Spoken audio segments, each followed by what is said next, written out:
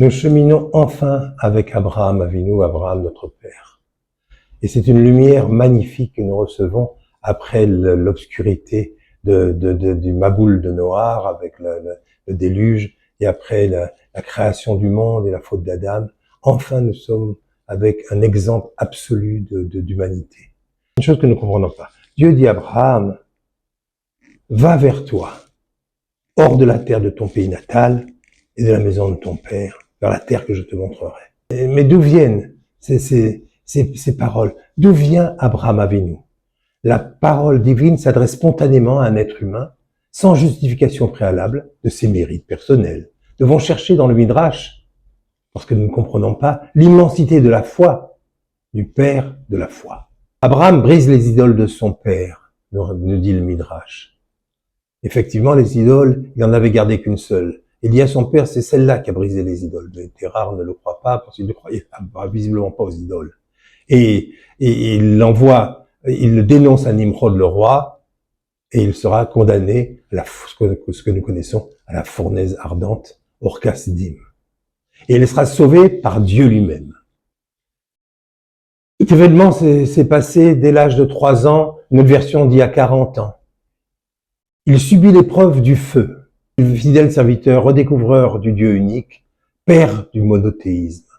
Toute sa vie, il prêcha avec force la vérité et convertit des hommes à sa foi, son épouse Sarah convertissait les femmes, son opposition farouche au culte des idoles, son amour de Dieu illimité, il fut tout simplement un homme, un chercheur de vérité, nous dit le rabbin Munk. C'était un homme au cœur généreux et à l'âme ardente. De même que Dieu est un dans l'univers, Abraham réclame l'homme entièrement, entier, dans sa vie, pour Dieu. La première fois à 75 ans, Hachem lui parle enfin, pour lui dire « Va au pays que je t'indiquerai ».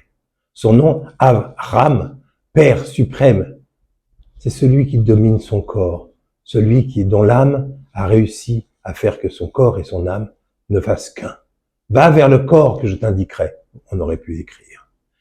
Il prend le chemin de Canaan, son père Terrar s'était arrêté à mi-chemin. La présence divine l'encourage, car le ciel aide ceux qui viennent avec une intention pure. Le Talmud Shabbat 104 Amoud Aleph. Mais le premier pas doit être fait par l'homme lui-même. Il y eut une famine dans le pays. Abraham était à peine arrivé, il fallait repartir. Il repart sans broncher, sans reproche, sans dire à Hachem, tu sais, tu m'as dit d'aller, puis finalement, tu changes d'avis. Non, il cherche simplement le chemin de la vérité, il doit partir et il se dirige vers l'Égypte. Il dit à sa femme Sarah, je sais depuis longtemps que tu es belle d'apparence. Dis que tu es ma sœur.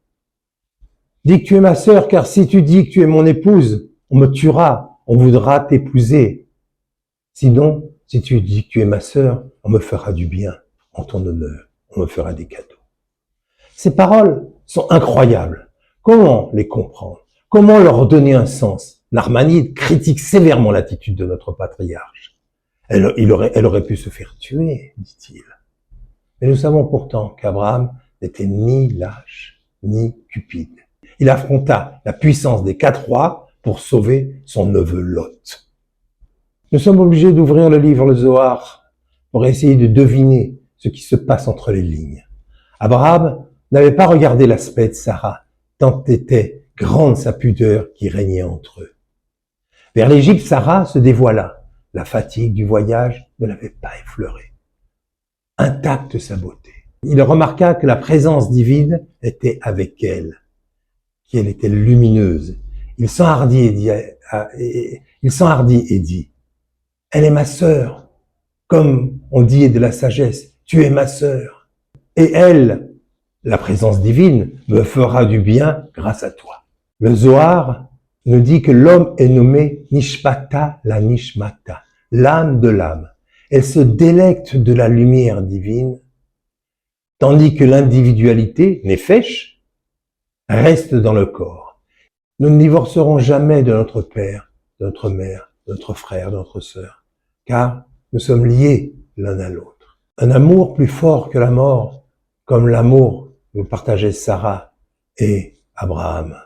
L'âme unique se partage. Dans le Gan Eden, l'âme est unique. Elle est un.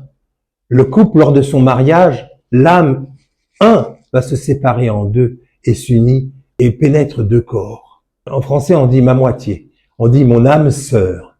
Frère et sœur. C'est-à-dire indivisible. Même si nous sommes partagés dans deux corps, nous ne pouvons pas être divisés, nous ne pouvons pas être partagés. Abraham dit à Sarah, dis que tu es ma sœur. Nous avons contracté un amour inconditionnel, car les âmes des époux sont frères et sœurs, et se divisent pour s'investir dans un corps. Un amour plus fort. Nous sommes encore un, dit Abraham à son épouse. Nous n'avons rien à craindre. Si nous transposions la chose à l'intérieur de nous-mêmes. Le corps, on a dit, c'est la nefesh. La neshama, c'est la neshama qui est reliée à Kadosh Baruch Hu. La neshama dit au corps, dis que tu es ma sœur. Dis que tu es ma sœur et grâce à cela, nous aurons des grandes richesses. Je ne peux pas sans toi. Je ne peux pas marcher pour aller à la synagogue. Je ne peux pas éplucher des pommes de terre pour Shabbat. Je ne peux pas lire. Je ne peux pas chanter les psaumes. Alors dis que tu es ma sœur. Et grâce à toi, j'aurai des grandes richesses. L'âme aujourd'hui, c'est l'âme qui nourrit le corps et qui anime le corps. Mais la Tidlavo dans le monde futur, c'est le corps qui donnera à manger à l'âme.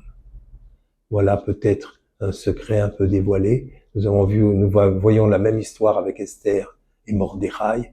Esther et Mordechai étaient un couple tellement uni, au-delà de la vie, au-delà de la mort. Rien ne pouvait les séparer complètement, car ils sont un. Une neshama unique qui est partagée entre deux corps pour l'éternité. Et si Abraham a caché Sarah tout de même des Égyptiens, on l'a dit tout à l'heure, un miracle ne peut pas se réaliser si l'homme lui-même ne fait pas tout pour que le miracle soit naturel. Shabbat Shalom, Am Israël, Chai.